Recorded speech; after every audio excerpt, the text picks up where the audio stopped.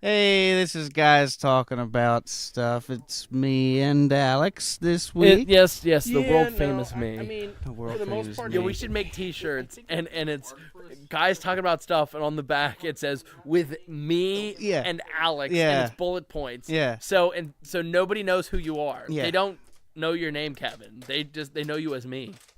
You're the artist formerly known as me. We should do that. But Where you? Yeah, that's your character. then everyone would think that it was them being in the podcast, like it'd be But that's cool though. be me. Everybody is. But then I would But it's an inside joke, so everybody either thinks like they're a part of it, Yeah. and it's you, Kevin. But Kevin is the inevitable listener. Yeah, I'm the artist known as me. This week we're going to be talking about thrash metal. Dead. I thought You know about how the playing songs go. a thrashy part, but I only have a 12-string. We next could to me. do a thrash intro. Oh, it's too late. It's too late now. We already started. But I can put it in my editing. We already skit. started.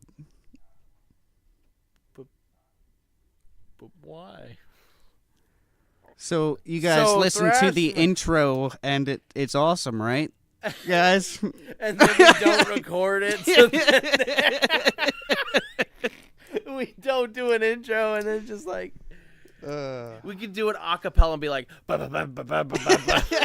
Yeah, like we do with and every other nobody one. wants to listen. Oh, jeez. But I would. That's why we have so many subscribers. Hey man, we got over 125 subscribers, which man. I am happy about. Thank you, guys. Channel views over 4 frickin' thousand. Yeah, it's nice. Yeah. Don't forget to tell people about this thing, because you know it's awesome. Yeah, no, this I really like how the podcast is going, and I've been listening through because I have to edit them. You don't think there's any editing that goes on, but I do a little bit, and then with the ones like the newest one, the Pink Floyd one, Yeah. we recorded. I worked on like pictures and stuff, and I have transitions. It's not. It's not Stanley Kubrick's Pink Floyd thing, but I mean, I took like an hour and change, and I just You heard put it something here. nice He's together. considering himself I'm just saying I did a little bit extra this somewhat time. as good.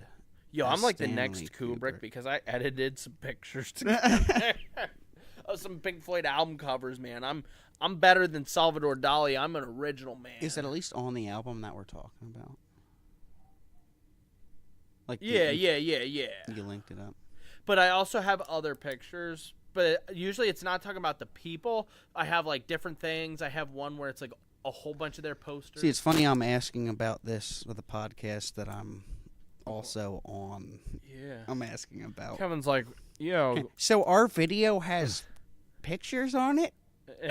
Kevin's like, I don't listen to this shit. Yeah, what? Kevin, how can you expect any of our listeners to listen if you don't listen, man? I listen a little bit to see if I sound good. Yo, this is a test to see if Josh listens. So Yeah. Josh and the Mansfield Moops, if you listen, Oh, he listens to see how our audio is. Yo, he yeah. made fun of that, and then he took freaking like 3 weeks to get me that audio file, and I am busting your Yeah. balls in front of Yeah, everybody, and Josh. you guys got this. Yeah, that's this why Monday, episode so- 9 went on after episode 10, and then episode 11's coming out the day after. It's like, Yeah, so the continuity errors that are in the previous few episodes. But the best part is the people who just listen Yeah. and don't do the YouTube Mm-hmm.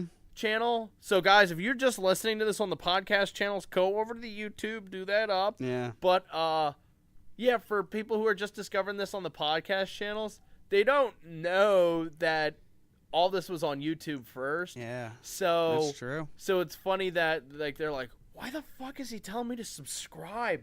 I am subscribed. I get these like and comment. What the Yeah. You're right. Meanwhile, it's because we're on both. So if they're a podcast person, check out the YouTube. Are we Guys on talking about Are we stuff. on other things now?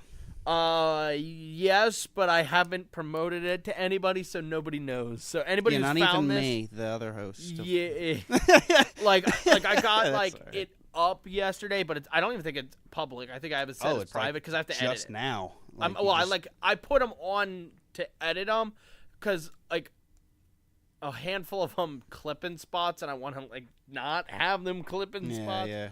So I'm gonna do a little bit of work, but Yeah, we'll have to yeah, get get a Patreon set up and stuff so we can finally get some gotta give us audio that good equipment. moolah, So we don't have clipping because one of us has to hold a mic. Well, and that's the thing. Like, honestly, when we set a Patreon thing up, it's honestly all gonna go to like helping the channel. Yeah. Like, we're not like, definitely. oh, this is replacing my job. I mean, if we can make money with the things we're doing because of the money we're able to give us stuff, it's just gonna all go to. If we did make a little bit extra, it would just give us more time because then we could spend more time on this because we wouldn't need the other job to work on it. Then we could put out more product. But that's the goal. That would be a goal, but that's not the short-term goal. No, short-term, no. Short-term is just to, get us going real nicely. Get us going, have some fun, do some projects, get some things rolling where, we're actually finishing projects and, delivering on our promises because that's the most important thing. Yeah. It's really important that when you set out to do something, you do it. Yeah, and right now our thing is just one thing at a time, get it done, keep it moving forward because we keep finishing. Yeah, things. And you can't start 90 things and not finish them either. You have to, it's good to have another idea. Write it down, but finish the first idea. Get through the whole thing. Get to completion before you actually start to work on the next. Yeah, and I think even sometimes one of the things that can happen is you get thinking about all these other ideas and you get so sidetracked with them that you start making some irrational decisions. And you don't end up making the thing you originally set out to do. And if you think about it in musical sense, if you're making a song and you come up with 3 parts of a song and it's like 40% there, and then you start coming up with different songs, you write 4 other songs, those 4 other songs sound different than that song, so you're nowhere near that song that you were working on before. Yeah, you're not finished. So it's, people have done it millions of times, finished songs like that, but I feel it's better if you get all the way through. It's like a finished idea almost, and it's not influenced by ideas that had nothing to do with it. Yeah, I think the big thing with that is it's what part of the process are you in? And in the beginning, I think it's important to try all the different things. But when it's time to put the album together, it's like, okay, we've got this piece. Let's finish this piece because we need an album, not... You can have 100,000 ideas, but if none of them are finished, nobody cares. So sometimes you just got to go, well, I came up with this idea yesterday. Today, I'm going to finish this idea, And I think that's where thrash metal comes in. Yeah. Because thrash metal isn't about composing anything good. It's about hitting your grandmother in the face with an axe through music. That's what Slayer fans are. Yeah. That's what people think Slayer fans are. Yeah, that's what people think Slayer fans are. Slayer fans kill their grandmothers for Satan. There's levels way above Slayer that is in. Did you know Slayer was on Def Jam Records, of all things, which was like a hip hop thing in the 80s? Like, them and Run DMC were on the same record. That's funny. Snoop Doggy Dogg and Slayer were on the same label. But you get it's some interesting stuff, man. Thrash metal, everybody thinks thrash is like one thing, but honestly, I'd say all the big 4 are different from each other. They all do different things. Oh yeah. People say that. Oh, they just all sound the same. Yeah, they all. It's just fast and in your face, and it doesn't have They all hit the open E note all the time. They're just sitting there playing these incredible riffs that I could never play, but they're just so full of themselves because they're playing all these things I could never play, and because I could never play them, they're full of themselves. Like, that's the reasoning, and that's the only reasoning I've ever gotten from people who don't appreciate like classical music or Marty Friedman's guitar playing or like any of that stuff. It's like, oh, he's just so full of himself. It's like, maybe you're full of yourself and you're seeing that somewhere else because that's you. It takes a little. It really does take some knowledge to appreciate everything. And it's genres. really that thing that I think those guys never get credit, because if you look at Rolling Stone's top guitar players list, none of the people we're going to mention except for Kirk Hammett, and I think James Hetfield's in there, but he's like 87, and then Kirk's like 40-something, but Dave Mustaine's obviously not in the list because, of course, Rolling Stone doesn't like Megadeth. Marty Friedman's nowhere to be found. Joe Satriani's not on there. Steve Vai's not on there. Yeah. Frank Zappa's like 70, and I'm like, come on, man. Robert Fripp's past 50. It's like Robert Fripp's top 20 in terms of everything combined. In terms of a guitar player, I can't think of anybody better than him. But anyway, Rolling Stone picks and chooses what they say is good and not, rather than like, you know, okay, this is a good piece in that genre. This is good, or I can appreciate this in this way or that way. They're always, no, like, this is the mold. If you don't fit it, you're bad. If you're different, you're bad. If you're Pink Floyd, you're experimental, you're full of yourself. If you're Marty Friedman and you're playing these incredible things I can never play, you're full of yourself because I can't play it. I feel like once you get into, like, 80s metal, you can't really talk about the media because by then, all they cared about was pop. Yeah, it turned to bullshit real quick. Like, and that's the thing.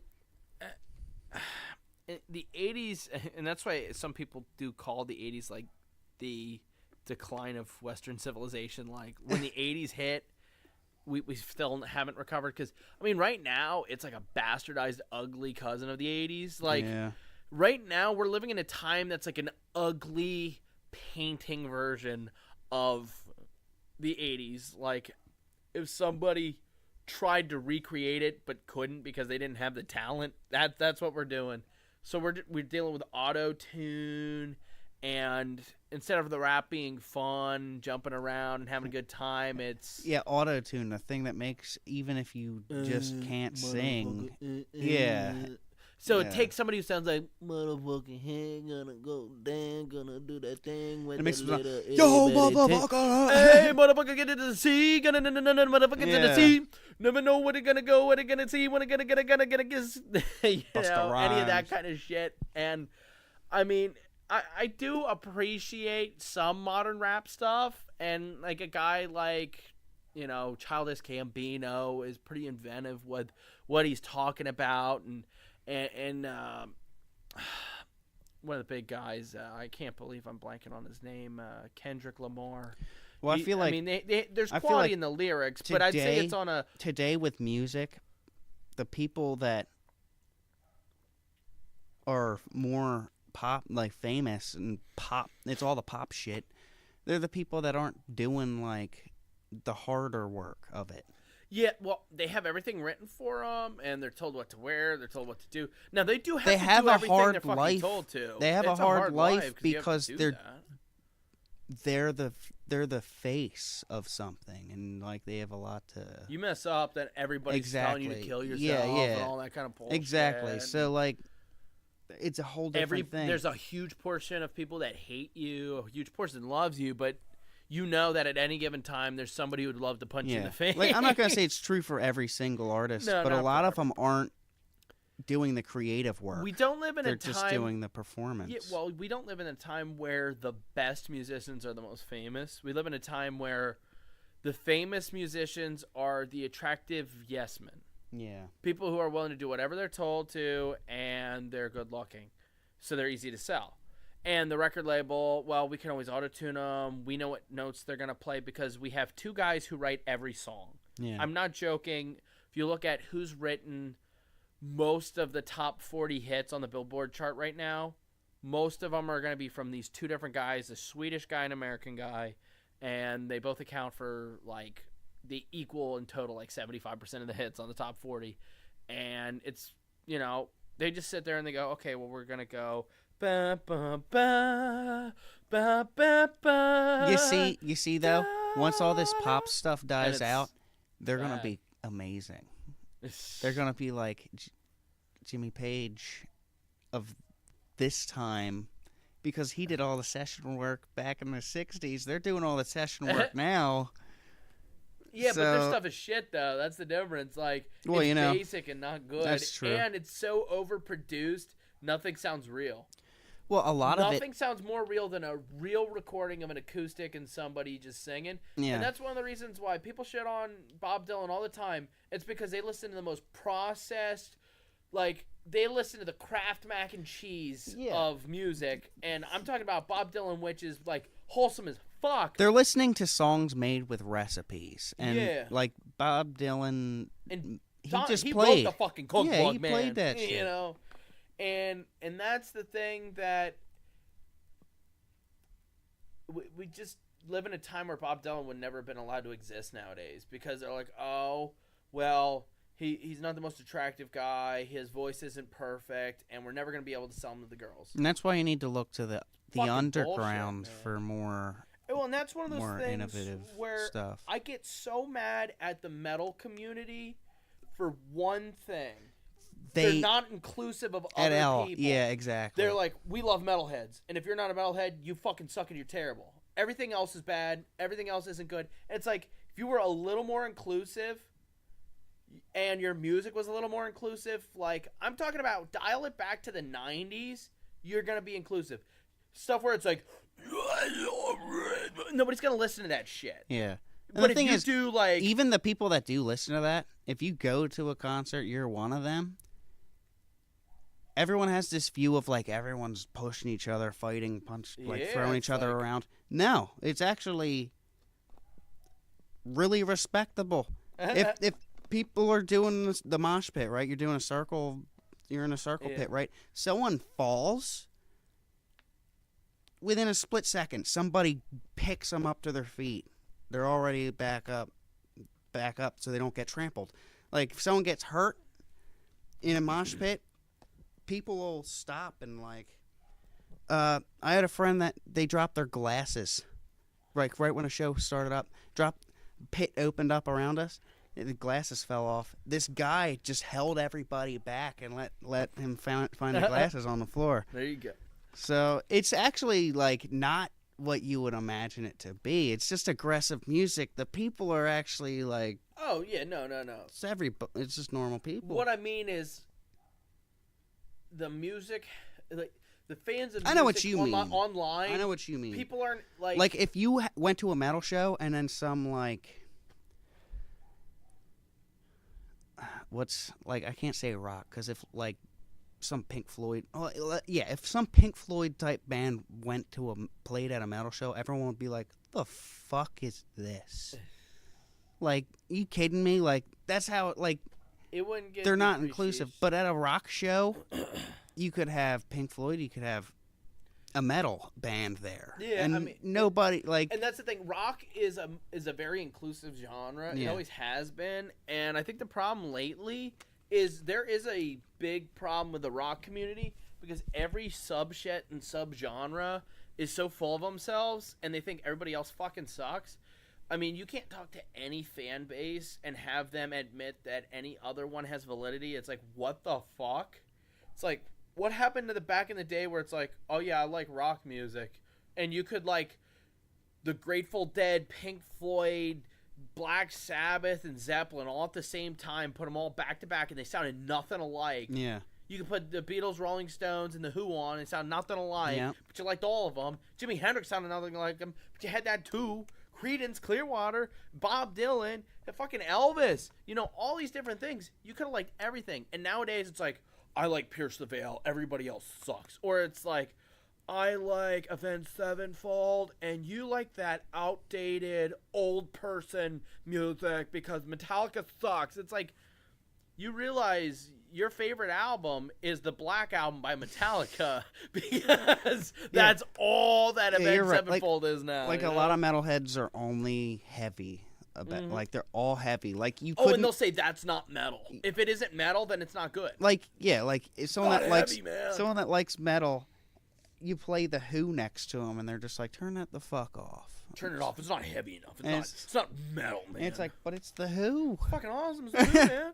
Beatles are trash. They're so overrated. Mayhem's the real founder of all good music. It's like, oh, get the fuck out of here. Now, this isn't all metalheads. This is No, this no, is this definitely like these are the Facebook warriors. Is who I'm complaining about. Yeah. The 1% of people that everybody creates the stereotype around, and then becomes uninclusive. Yeah. So because there's people like that, somebody like me will never go to a metal show because I'm afraid to go. Meanwhile, I go to rock shows. Oh, I'll tell you right now, go to a metal show. I mean, I saw Sabbath. There was which I know it's not. Some people are like, Sabbath is metal, and I'm like, come on, man, they invented it. Shit, I think they know. But there was a mosh pit, and it just broke out right around us, and it just starts getting crazy. Well, I think we figured out that show we both were at that. Yeah, show. we both were at that Sabbath show, but we didn't know. At this point, Sabbath, what's defined as metal, Sabbath is more hard rock than metal. But they are metal. Yeah, of course they are. But that song you just played earlier, that's definitely... Well, yeah, that was... I'm going to get to that because... we might as well just delve right in. Yeah, because we're talking about these rock bands and what... And the influences of... what the influences of everything is. So let's talk about the influence of thrash metal. Yeah. I'm going by Wikipedia standards here, guys. But the first song that they have popped up here is a song that Metallica plays a lot. Is that the Stone Cold Crazy by Stone Queen? Cold Crazy, yeah, that's on their first album. It's really good. I think it's their first track on there. That's on their first album. Stone Cold Crazy, 1974. Yeah. Yeah, I mean that song is definitely a thrash song for sure. Oh yeah, it's definitely they made a Black Sabbath song there. I'm gonna raise you one though here. I'm gonna go back another. So we're in 74 right now, right? I'm gonna take it back to 1961. Dick Dale and all the other surf masters are coming out with all these really grooving single note run, all kinds of, really new kind of jingling around stuff with any kind of distortion. It turns into thrash. I'm not trying to discredit that at all. The theory of the surfer music and stuff, but I can't think of what it would be now. But I'm pretty sure I heard some. Might have been jazz, or it was just something from a little bit before the surfer era. There's a little thrashy stuff in there, like the open E thing. Yeah, he definitely got that from somewhere. Oh well, and then there's some classical stuff. If you go and here's the thing. You know what? I think that's what it was. It must have been some classical song that I was listening to. Yeah. Well, and hell, even some of the prog guys like King Crimson and Yes and Genesis were pulling from classical stuff that was really heavy pieces. Heck, Beethoven has some heavy stuff. Tchaikovsky, 1812 Overture. How do you get that? I mean. You have a freaking cannon. That's as metal as you can get, right? Tchaikovsky's fucking metal, man. Yeah, you heard it here first on Guys Talking About Stuff. Then you got, of course, Black Sabbath. Oh, you got Sabbath. I mean, that first album, man. The song I was playing earlier was a Symptom of the Universe. Which definitely has some... That's doom metal, though. Yeah, oh, yeah. Like Children of the Grave. It almost sounds like Hit the...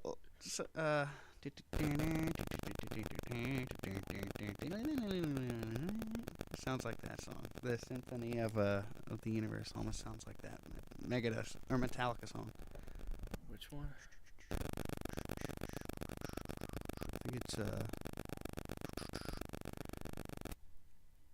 Whiplash?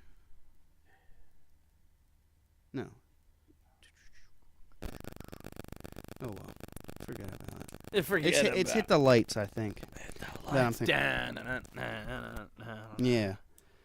I mean, honestly, some of the other influences here I wrote down Judas Priest. Iron Maiden, yeah, those guys. I mean, that kind of stuff sped up music quite a bit. I wrote Budgie because they were a big one for both Metallica and Megadeth. That's kind of what connected Dave Mustaine and the guys who were in Metallica when they originally started Metallica. Yeah. It's because David was like, "Oh, you guys like Budgie?" And they knew who Budgie was. He's like, "Yo, nobody knows Budgie." And Budgie is some crazy shit if you want to look it up. It's definitely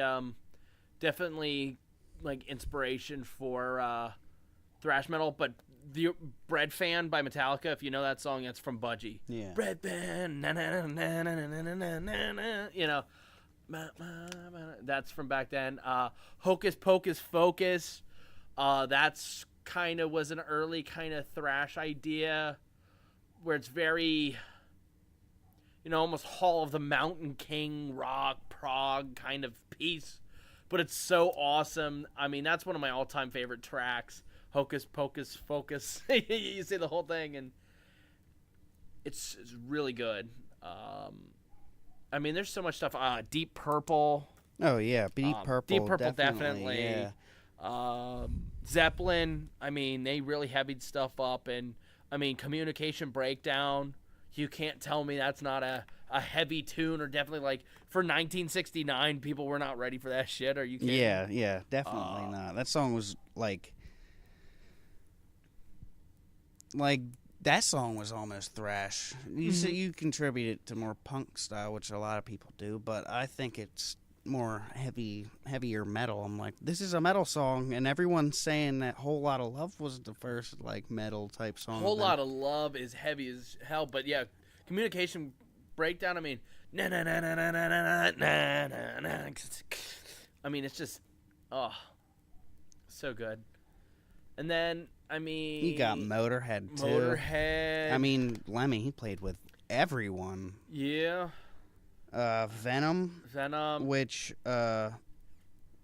they inspired a lot of Venom, definitely. black metal from their album Black Metal. Like they, yeah, like Mayhem. They just came out with their movie. I know another Slayer type styles too. I know some guys who kind of get overlooked would be who was some of the punk stuff did inspire some of this kind of thing. Yeah, definitely. The lyrics are kind of punk-like because they do address the issues up front, like punk music. Like punk music's more in your face about it, like fuck the government. It was definitely like Anthrax. You're gonna hear a lot more punk in them. Yeah. Especially because they were kind of out of that CBGB's. While they weren't like full on, they weren't a CBGB, they weren't Ramones or Blondie or the Talking Heads, but they were, you know, they were kind of out of that same area. They were coming out of New York, for those who didn't know, but that would be a very attitude area, whereas no diss on San Francisco and that area. I'm just not sure they're known for their attitude. I don't think people go, "Oh, San Francisco, they're a bunch of wretched scum." You know, usually people think of New York nice and they might think people at San Francisco. You go there, it's like, "Oh, hey, how you doing?" yeah, it's like, "Oh, hey, how you doing?" Yeah, go fuck yourself. It's like, Metallica, yeah. Oh my god, yeah. But yeah, and then a guy who definitely for his guitar playing, Eddie Van Halen was a big influence, especially in terms of like really elevating that. And like, Randy really fast Rhoads. and crazy. Randy Rhoads. You can clump them together in like influence with metal. Yeah, definitely. I mean, nowadays any guitar player is pretty much going to know Van Halen, Randy Rhoads. Oh yeah, and I know I mentioned Black Sabbath, but I want to mention Black Sabbath Incarnation 2 because that Dio Sabbath definitely inspired this kind of stuff too, especially in terms of like doom and gloom, but also in terms of just like musical capabilities. That's true. Dio really elevated. Like, I've heard stuff. I've had people say that like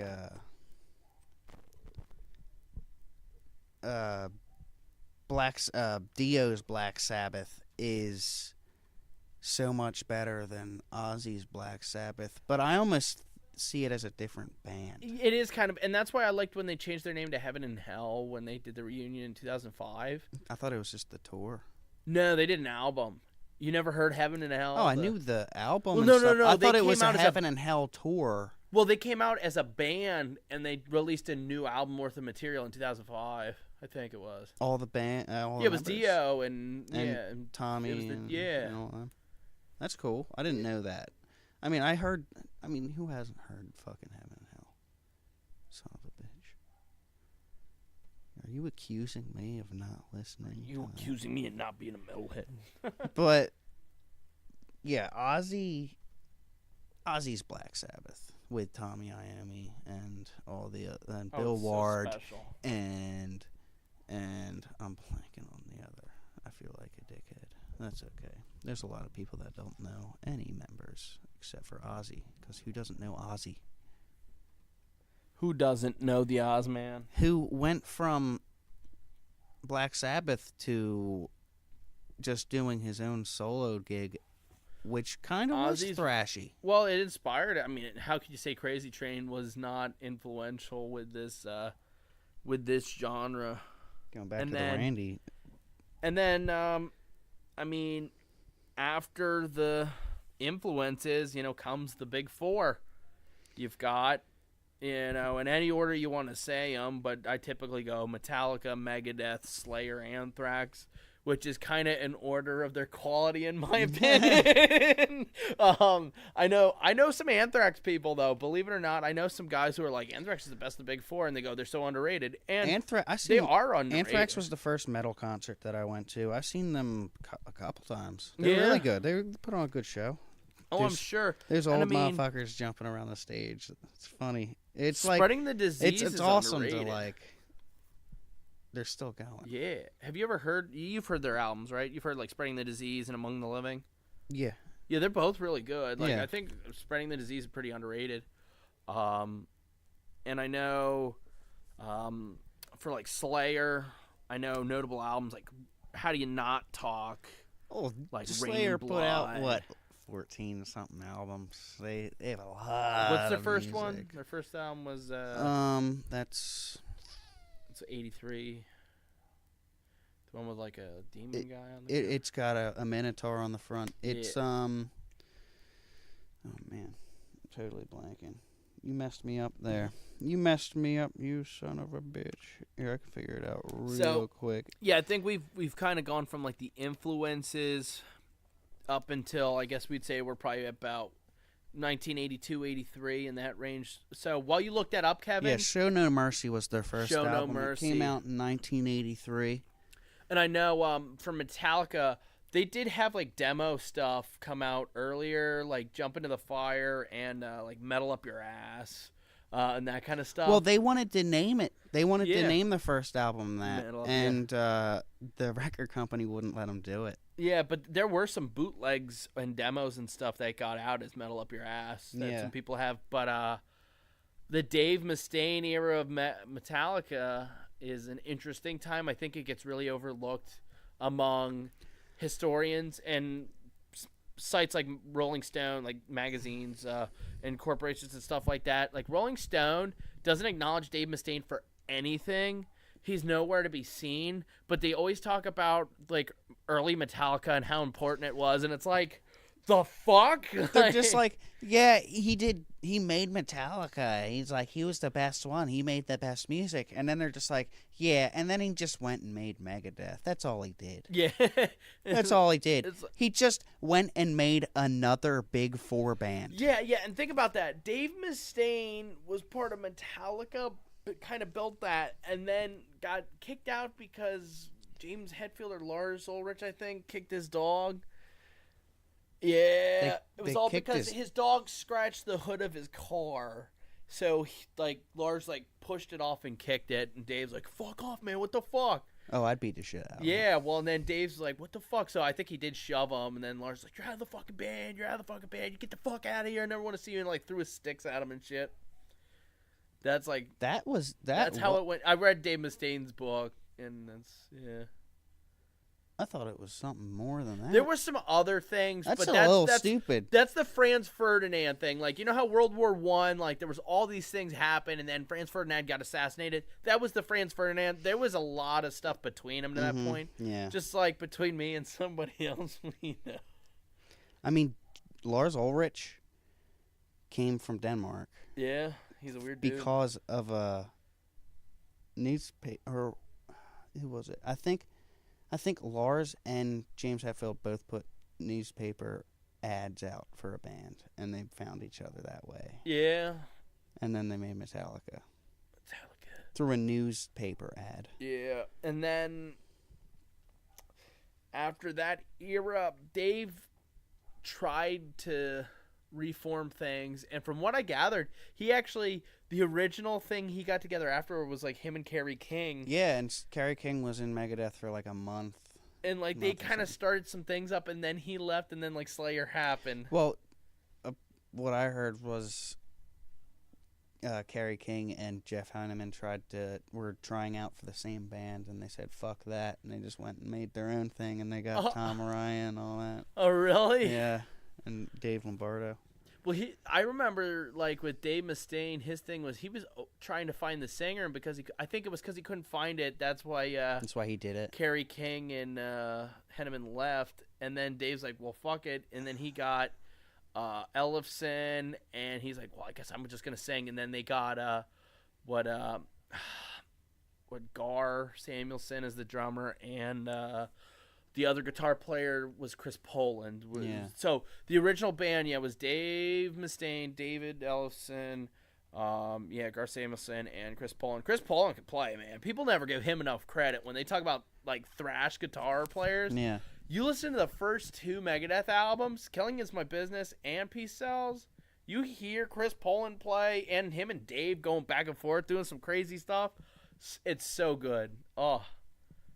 So clearly, I'm not going to be one of these negative Megadeth people, I know some people like that who are like, Saint Anger's a good album, but all of Megadeth isn't good. Well, the thing with Megadeth and Metallica and Slayer is, I'm not even including Anthrax in that, because Anthrax, everybody seems to like at least be like, they like something of them.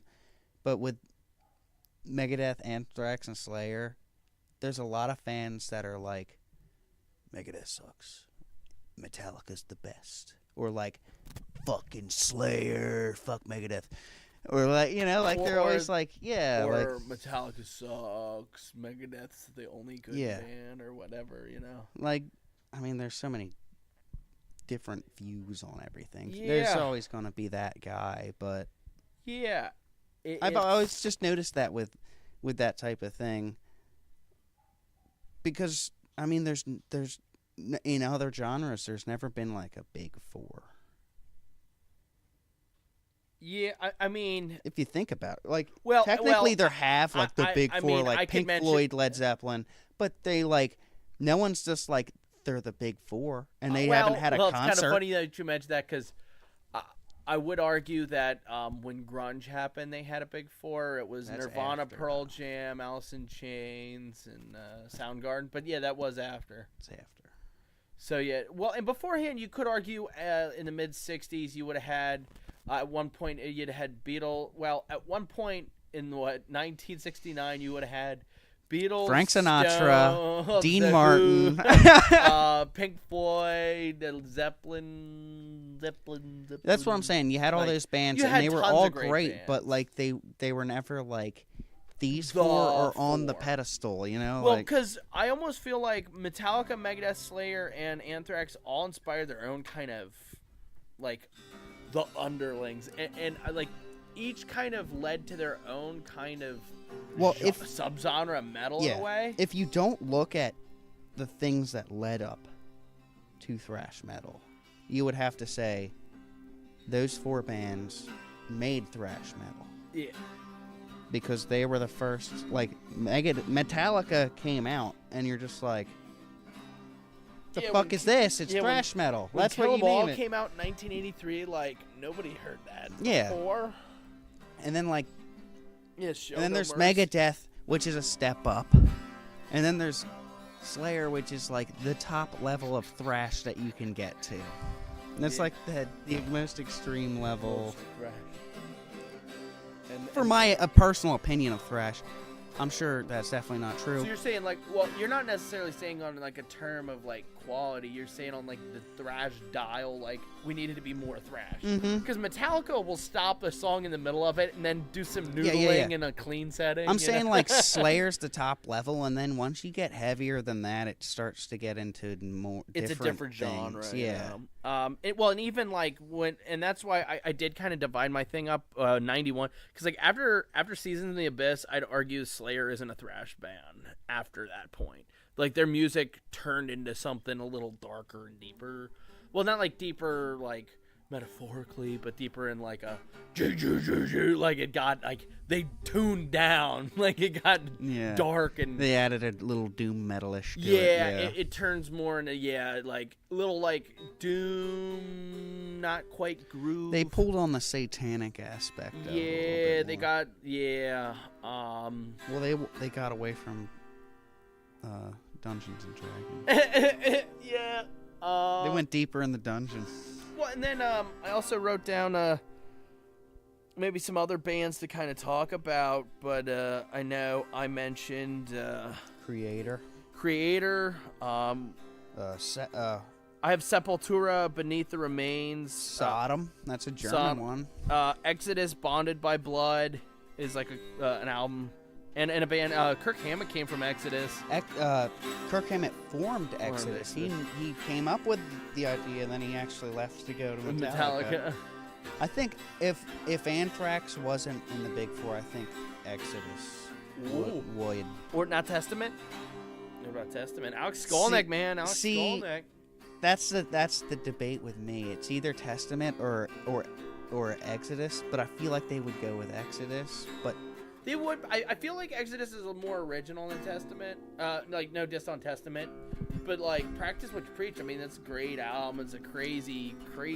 Oh, yeah, and if you listen to their older albums, they're so much more, like, rough. And then you go in the newer albums, and he's singing totally different. It's crazy, because there was a point where I didn't hear those earlier albums. I only heard the newer stuff, and then I heard some of the older stuff. I'm almost like, this is Testament? It's the same singer? Is this Chuck Billy? Yeah. But... yeah, it's lots of crazy stuff to dive into in this early period. Because I kind of say, like, everything up to 86 is kind of like the early years.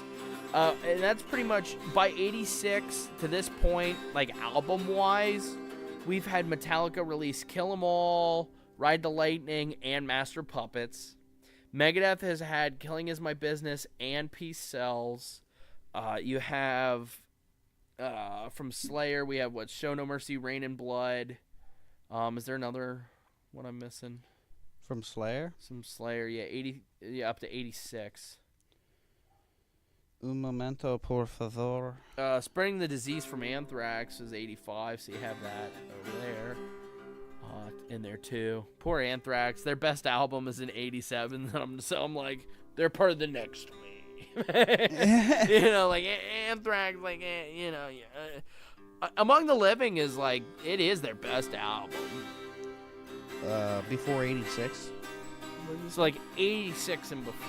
Because then the next period. Show No Mercy, then Hell Awaits, then Rain and Blood. Okay. Yeah, Rain and Blood is that's probably the most thrash album ever, probably. Would you say? I mean, how do you get more thrash than the song Raining Blood? I mean, that's...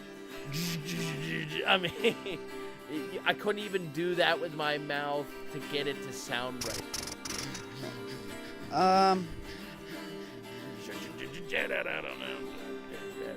The most thrash metal album, I would have to say Kill 'Em All. I would have to say Kill 'Em All. I mean, it's like the OG thrash metal album. Thank you, Dave Mustaine. In Dave We Trust. But kind of like what I was saying before, that's like the upper level of thrash right there. That's like, not in quality, it's like heaviness. That's like, but quality, that's like the quality of Kill 'Em All. But it's just heavier.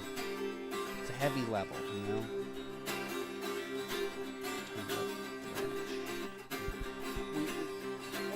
Turn the thrash up, we turned the gain up. That's what Slayer did. We took the knobs and we broke them. And then right after that, you got the album South of Heaven. And then I keep thinking, so they're on it. Because it's South of Heaven, they're on it. You can be South of Earth, and they're on hell. You can be South of Hell. Super. We're in super duper hell. Yeah.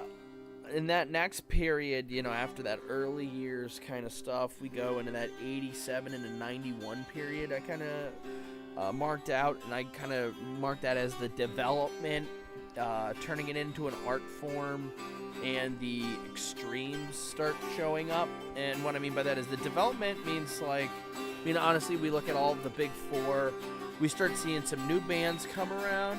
So we're adding in, you know, Exodus is coming in as a player, Testament's coming in, Creator, Overkill. Even Suicidal Tendencies started to come out Yeah, with more Suicidal thrashy Tendencies. type stuff. Grim Reaper, for anybody who knows Grim Reaper, for Pete's sake. They would be on the earlier side, though. They would have been one of the influenced ones. We missed them. Oh, there's Sepultura, too. Well, yeah, and I marked them down Beneath the Remains, big one for them. I don't know what year that is. Do you know?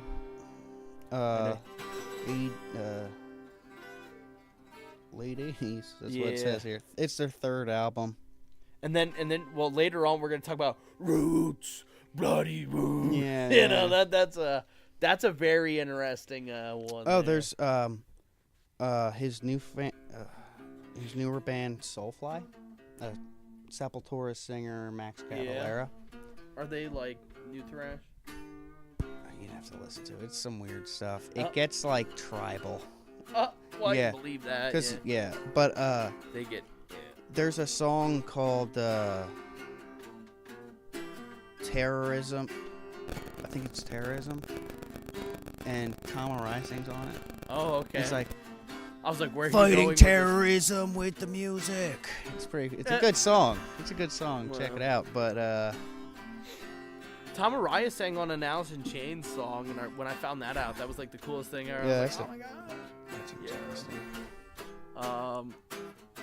Yeah, I mean, you got a lot of good albums hell, coming out near even the in later this time, 80s. I would argue that Motorhead really transitions into a thrash band in this time. Yeah. Like, you listen to any stuff from, like, mid-'80s, it's going to be pretty thrashy from, specifically, when was Orgasmatron? You know when that one was? That's probably later, but it would be in that range, though. In the 80s. I'm not sure about that. But yeah, later 80s, you got the South of Heaven. You got Megadeth's So Good. So Far, So Good, So What? Yeah. That's I think that one's really underrated. And Justice and For All. And Justice. For All. Well, and that's where I wrote art form. I feel like starting with, I mean, I could argue starting with Ride the Lightning, Metallica starts developing it into an art form. Yeah. But I feel that by, like, Master of Puppets and Justice, they've really started, like, mastering it into, like, it really feels like an artistic piece. Yeah. It's, like, on par with other genres where, whoa, thrash metal is very respectable in terms of, you know, if you're breaking it down musically, you know, Master of Puppets is complex. Yeah. It's not a... It's because they had to sit there and write it. Instead of like just there go the headphones. coming up with some like something crazy that you just came up with.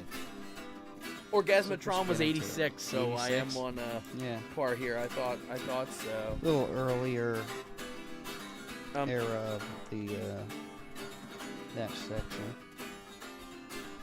Yeah, well, and and afterward they did Rock and Roll. I don't know that one. The album? Yeah. Rock and Roll.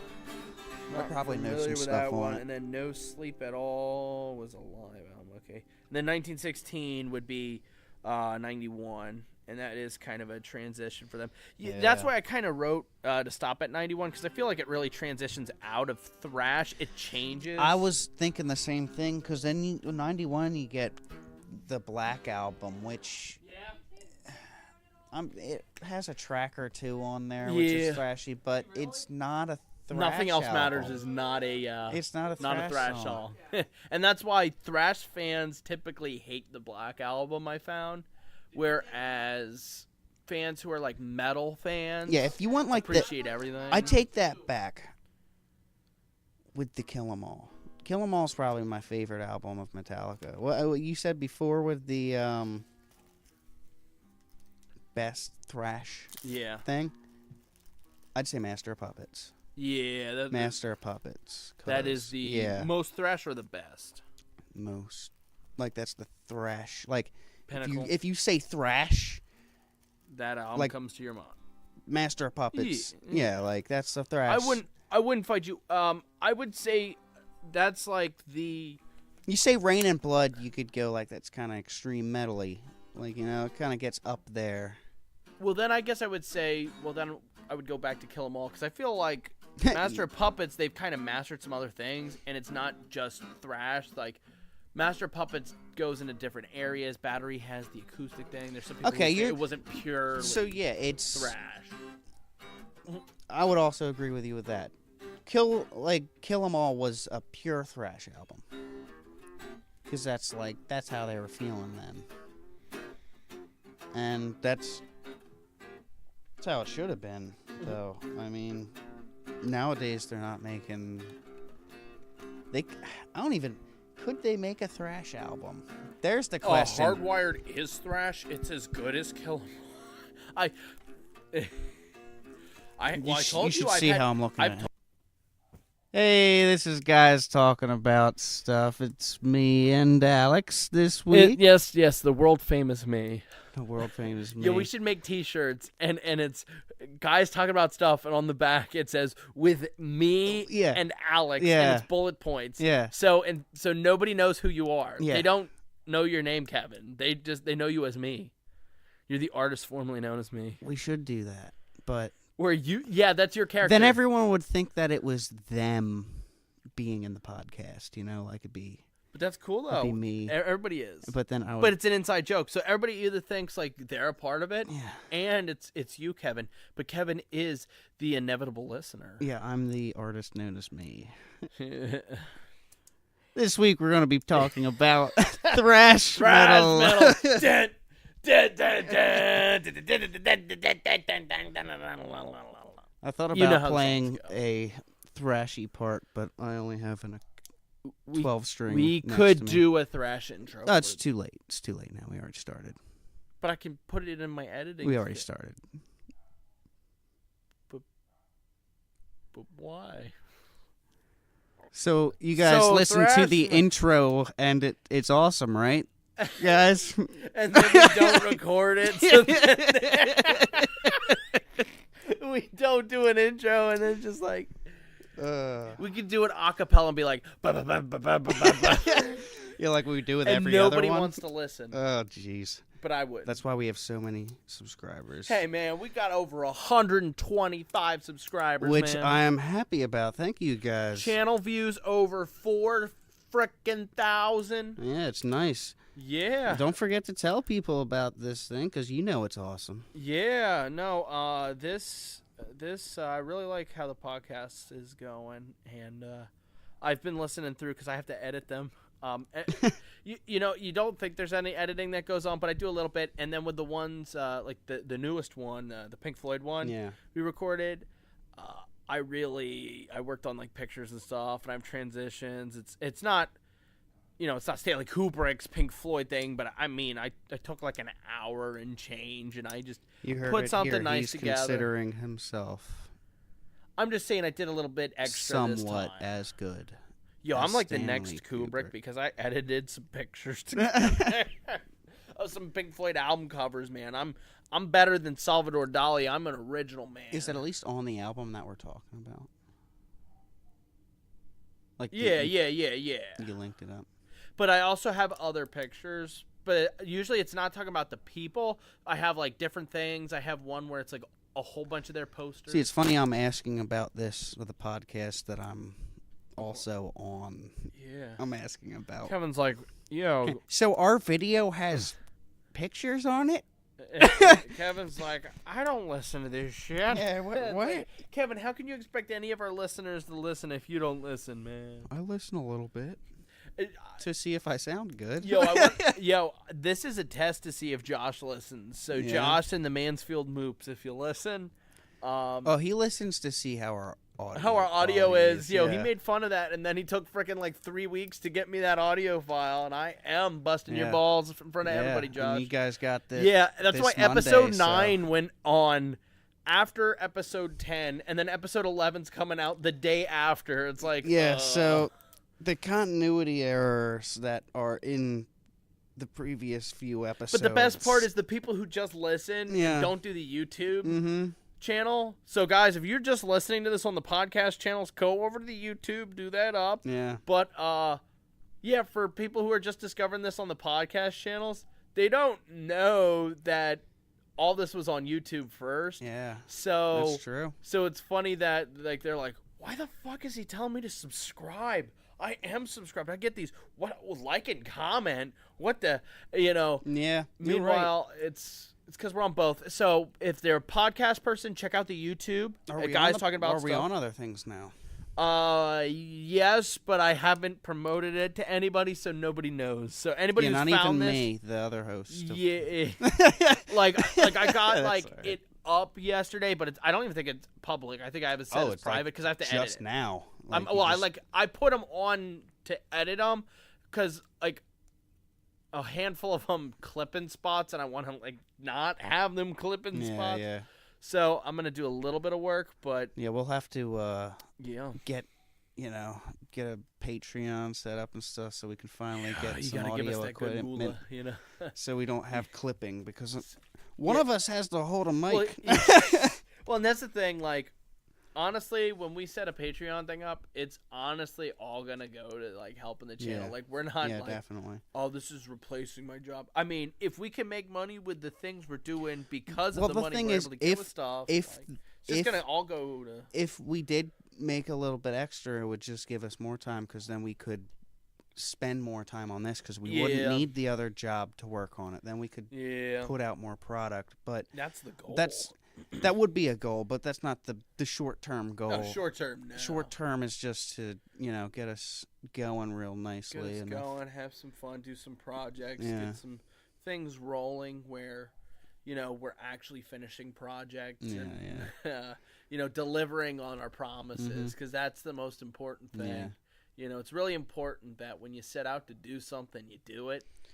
Yeah, and right now our thing is just one thing at a time, get it done, keep it moving forward because we keep finishing. Yeah, and you can't start 90 things and not finish them either. You have to, it's good to have another idea.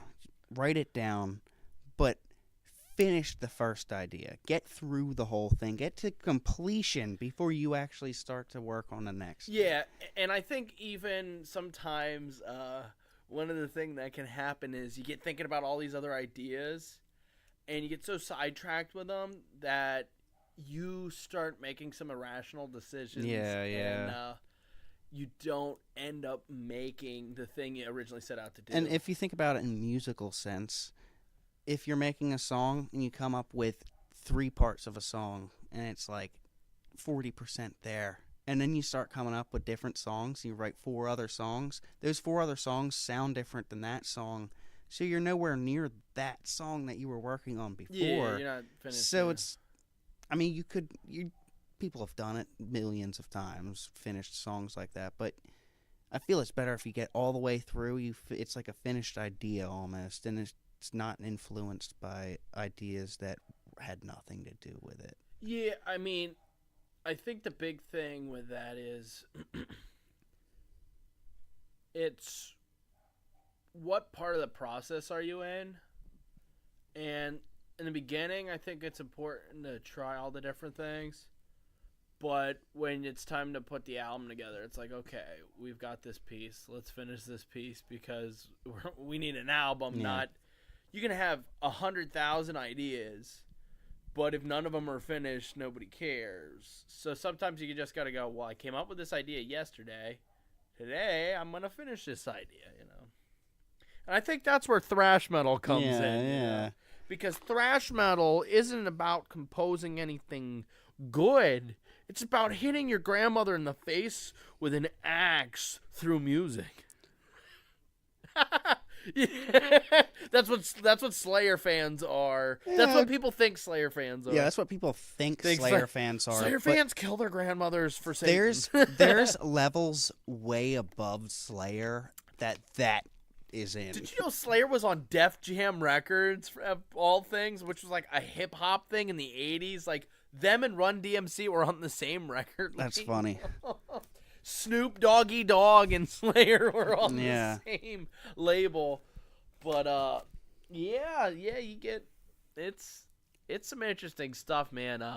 Thrash metal, everybody thinks thrash is like one thing, but honestly, I'd say all the big four are different from each other. They all do different things. Oh yeah. People say that. Oh, they like, just all sound the same. Yeah, they all. It's just fast and in your face, and it doesn't have They all hit. complexity. They all hit the open E note all the time. You know, But- they're just sitting there playing these incredible riffs that I could never play, but they're just so full of themselves because they're playing all these things I could never play, and because I could never play them, they're full of themselves. Like, that's the reasoning, Mhm. and that's the only reasoning I've ever gotten from people who don't appreciate like classical music or Marty Friedman's guitar playing or like any of that stuff. It's like, oh, he's just so full of himself. It's like, maybe you're full of yourself and you're seeing that somewhere else because that's you. It takes you know? a little. It really does take some knowledge to appreciate everything. And it's really genres. that thing that I think those guys never get credit, because if you look at Rolling Stone's top guitar players list, none of the people we're going to mention except for Kirk Hammett, and I think James Hetfield's in there, but he's like 87 and then Kirk's like 40 something. But Dave Mustaine's obviously not in the list because of course Rolling Stone doesn't like Megadeth. Marty Friedman's nowhere to be found. Joe Satriani's not on there. Steve Vai's not on there. Yeah. Frank Zappa's like 70, and I'm like, come on, man.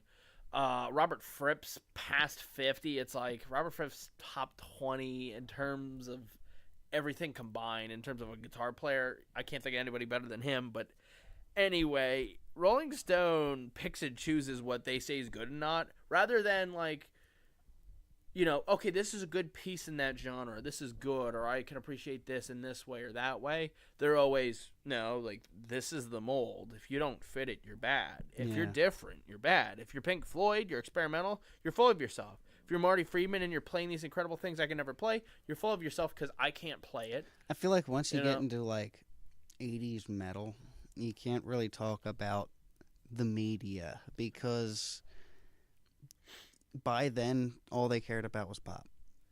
Yeah, it turned to bullshit real quick.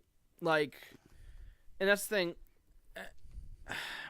The 80s, and that's why some people do call the 80s like the decline of Western civilization. Like, when the 80s hit, we still haven't recovered. Because, I mean, right now, it's like a bastardized, ugly cousin of the 80s. Like, right now, we're living in a time that's like an ugly painting version of the 80s. Like, if somebody tried to recreate it but couldn't because they didn't have the talent, that's what we're doing. So we're dealing with auto-tune, and instead of the rap being fun, jumping around and having a good time, it's auto-tune, the thing that makes, even if you just can't sing, so it takes somebody who sounds like motherfucking head gonna go down, gonna do that thing with it makes the it little yo itty-bitty motherfucker, hey, motherfucker, get into the sea. Gonna motherfucker get to the sea. Never know where they're gonna go, where they're gonna see, when they're gonna get you know, any of that kind of shit. And I mean, I do appreciate some modern rap stuff, and like a guy like, you know, Childish Gambino is pretty inventive with what he's talking about, and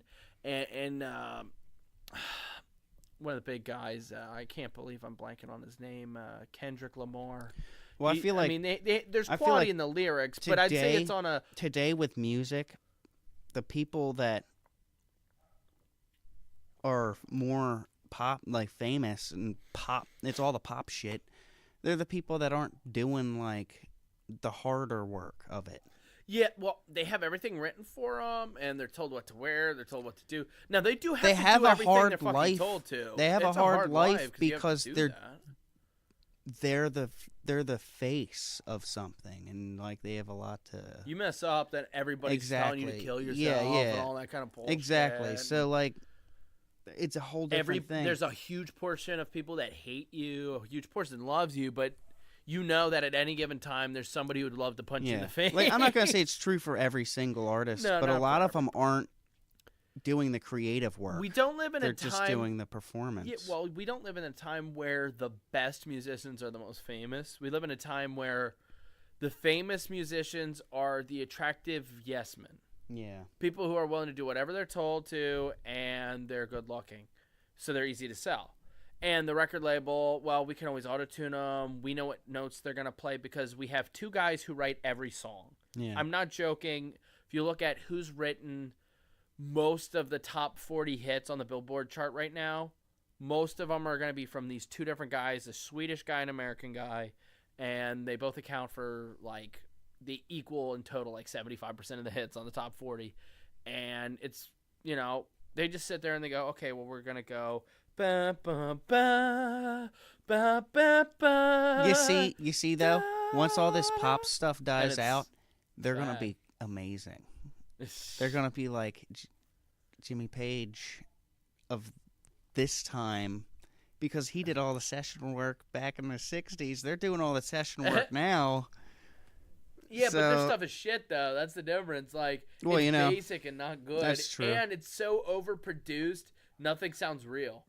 Well, a lot of it... Nothing sounds more real than a real recording of an acoustic and somebody just singing. Yeah. And that's one of the reasons why people shit on Bob Dylan all the time. It's because they listen to the most processed, like, they listen to the Kraft mac and cheese of music. And I'm talking about Bob Dylan, which is, like, wholesome as fuck. They're listening to songs made with recipes. And, like, Bob Dylan, and he Don, just he played. wrote the fucking cookbook, yeah, he man. played that shit. You know? And that's the thing that we just live in a time where Bob Dylan would never have been allowed to exist nowadays because they're like, oh, well, he's not the most attractive guy, his voice isn't perfect, and we're never going to be able to sell him to the girls. And that's why you need to look to the underground bullshit, for more. Well, and that's one of those more things innovative where stuff. I get so mad at the metal community for one thing. They're not inclusive of other people. Yeah, exactly. They're like, we love metalheads, and if you're not a metalhead, you fucking suck and you're terrible. Everything else is bad. Everything else isn't good. And it's like, if you were a little more inclusive and your music was a little more inclusive, like, I'm talking about dial it back to the 90s, you're going to be inclusive. Stuff where it's like, nobody's going to listen to that shit. Yeah. But if you do, like... Even the people that do listen to that, if you go to a concert, you're one of them, everyone has this view of, like, everyone's pushing each other, fighting, throwing each other around. No, it's actually really respectable. If people are doing the mosh pit, right? You're doing a circle, you're in a circle pit, right? Someone falls, within a split second, somebody picks them up to their feet. They're already back up so they don't get trampled. Like, if someone gets hurt in a mosh pit, people will stop and, like... I had a friend that they dropped their glasses. Right when a show started up. Pit opened up around us. The glasses fell off. This guy just held everybody back and let him find the glasses on the floor. There you go. So, it's actually, like, not what you would imagine it to be. It's just aggressive music. The people are actually like, oh yeah, no. It's just normal people. What I mean is, the music, like the fans of music I know what you mean. Online. I know what you mean. People aren't like if you went to a metal show and then some like, what's like I can't say rock because if like. Some Pink Floyd, if some Pink Floyd type band played at a metal show, everyone would be like, "The fuck is this?" Like, you kidding me? Like, that's how like it wouldn't get. They're not inclusive, but at a rock show, you could have Pink Floyd, you could have a metal band there. Yeah, and I mean, nobody like. And that's the thing. Rock is a very inclusive genre. It always has been, and I think the problem lately.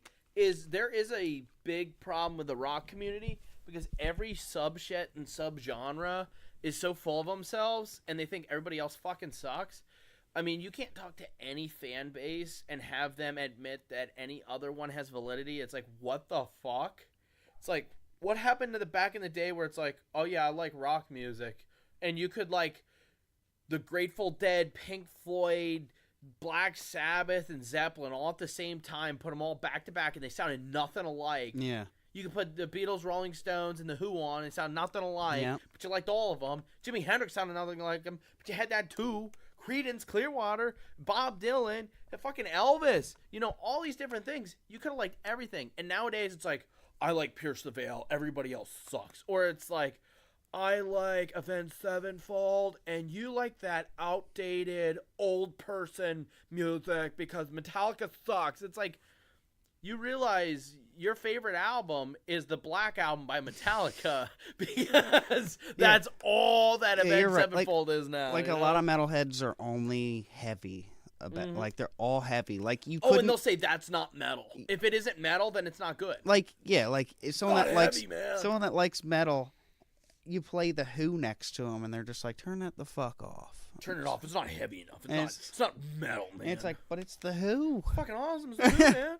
Beatles are trash. They're so overrated. Mayhem's the real founder of all good music. It's like, oh, get the fuck out of here. Now, this isn't all metalheads. This is This definitely like... These are the Facebook warriors is who I'm complaining about. Yeah. The like 1% of people that everybody creates the stereotype around and then becomes uninclusive. Yeah. So because there's people like that, somebody like me will never go to a metal show because I'm afraid to go.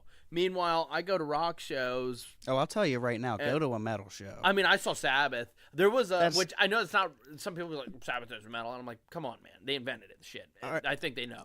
But there was a mosh pit, and it just broke out right around us, and it just starts getting crazy. Well, I think and we figured out that show we both were at that. show. Yeah, we both were at that Sabbath show, but we didn't know.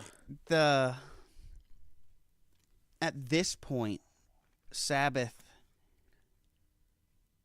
what's defined as metal, Sabbath is more hard rock than metal. But they are metal. Yeah, of course they are. But that song you just played earlier, that's definitely... Well, yeah, that was... I'm going to get to that because... We might as well just delve right in. Yeah, because we're talking about these rock bands and what...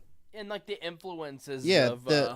what the influences of everything is. So let's talk about the influence of thrash metal. Yeah. I'm going by Wikipedia standards here, guys. But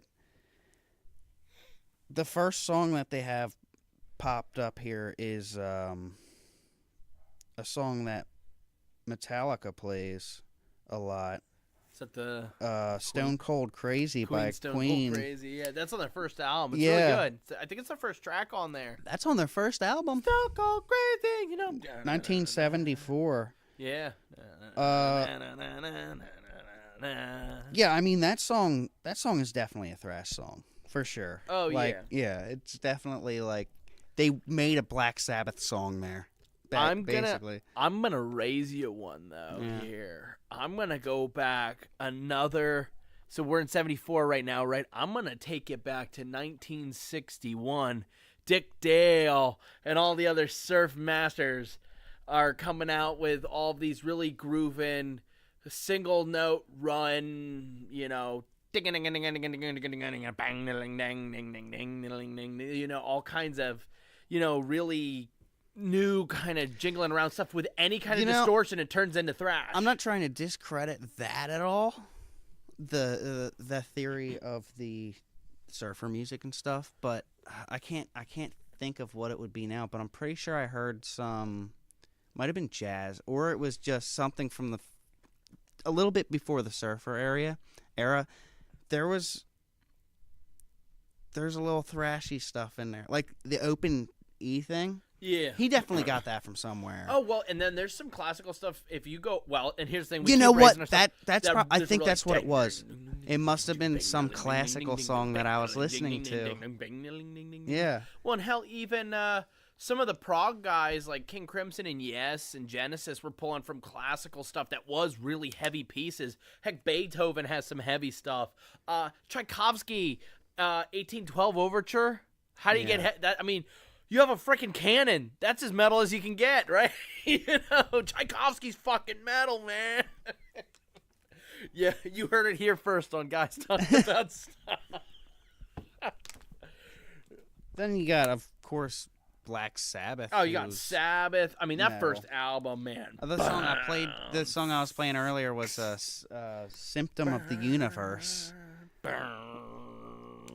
which definitely has some... That's doom metal, though. Yeah, oh, yeah. Like Children of the Grave. It almost sounds like hit...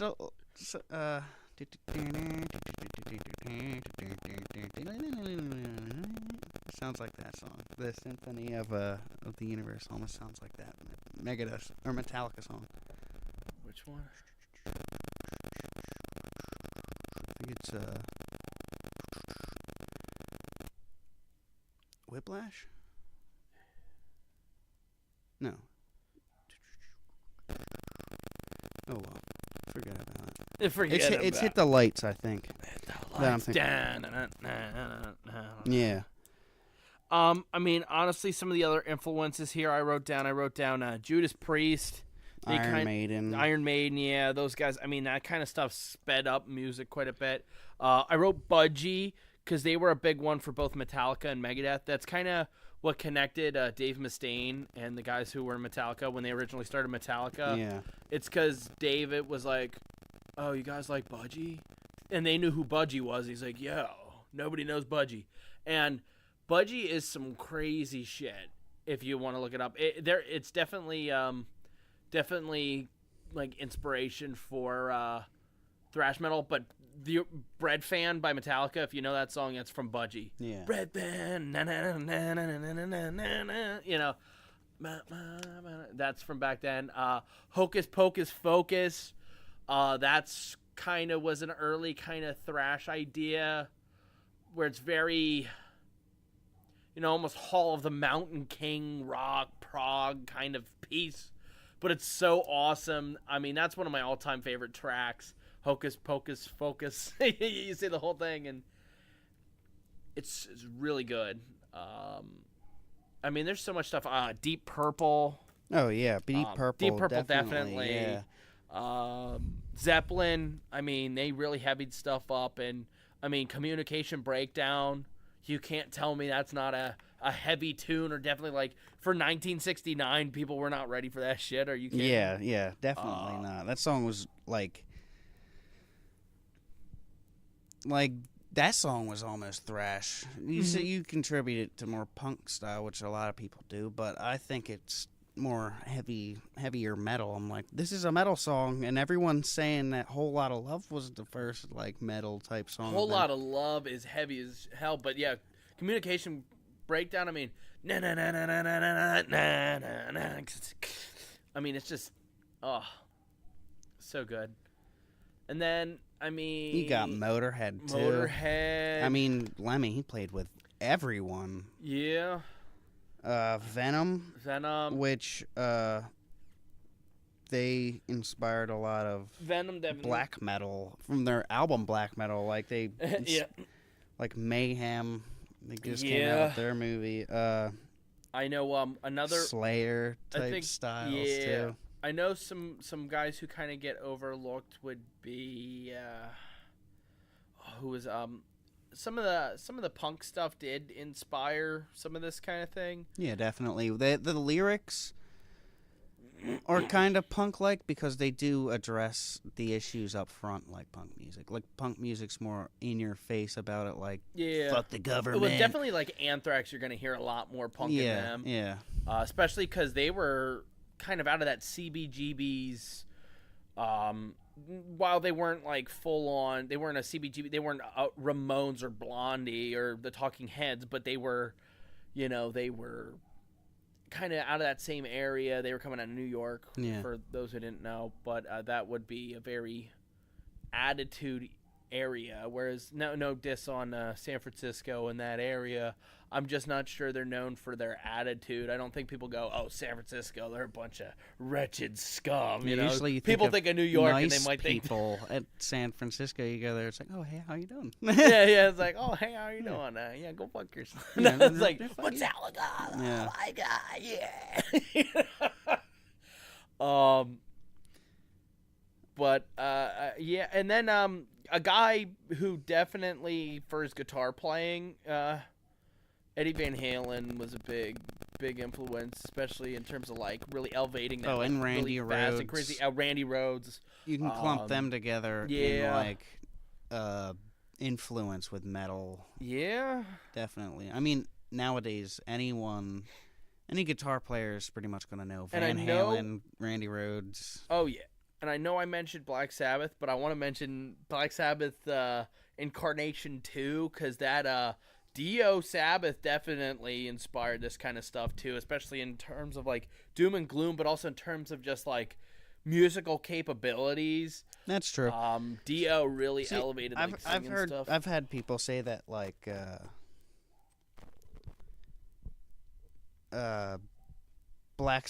Dio's Black Sabbath is so much better than Ozzy's Black Sabbath, but I almost see it as a different band. It is kind of, and that's why I liked when they changed their name to Heaven and Hell when they did the reunion in 2005. I thought it was just the tour. No, they did an album. You never heard Heaven and Hell? Oh, I knew the album. Well, and no, stuff. no, I they thought it came was a out as a- Heaven and Hell tour. Well, they came out as a band and they released a new album, some crazy stuff. It's so good. Oh, so clearly, you know, I'm not gonna be